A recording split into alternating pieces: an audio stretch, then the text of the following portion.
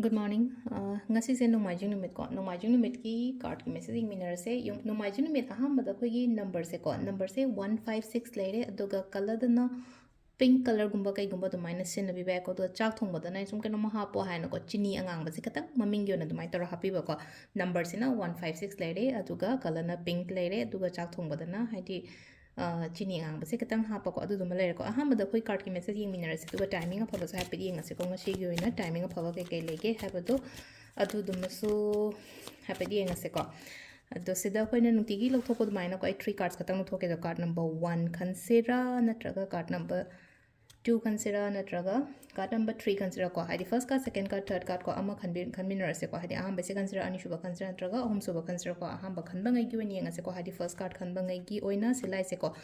khudong chaba gumba kai gumba yamna lakpa dumaina piri ko khudong chaba khatang gi su wasna tana thabak anoba lakpa gumba adagi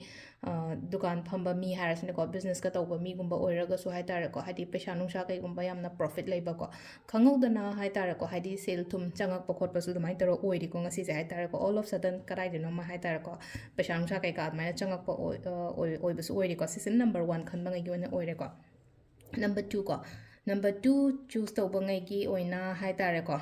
sum sida na mo kamai toge hadi lairi ba ai no ai ngonda kaino ma laiye khole na khala se ko hadi phajana sina bi ba pesha oiro ama oiro ko adagi thaba ama tawge kaina khala ga so phajana khantharaga yam nena ta na tawbiyo ko ngasi se number 2 choose tawbe ngai gi number 3 ko number 3 kisna hadi pot sing se loina balance taro tawba hadi emotions haira se na traga thaba inkhang haira se amagi su yana ba adumai tawraga hai tar ko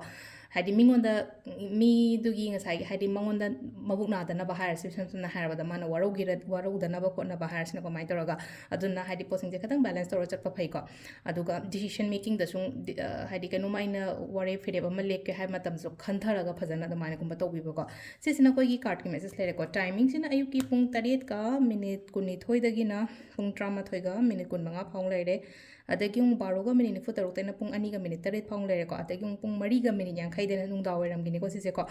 3 ga minute 50 dagi na akoi gi keno phawom lere ko nungdangi 9 ga minute 46 phang lere ko adagi pung 1 ga minute 3 dena 2 ga minute 42 phang lere ko aduga nungdang atheng bagina nungda atheng ba hadi ahi ngasai gi pung 1 ga minute 3 dagi na 2 ga minute 42 phang le nungalam dai gi na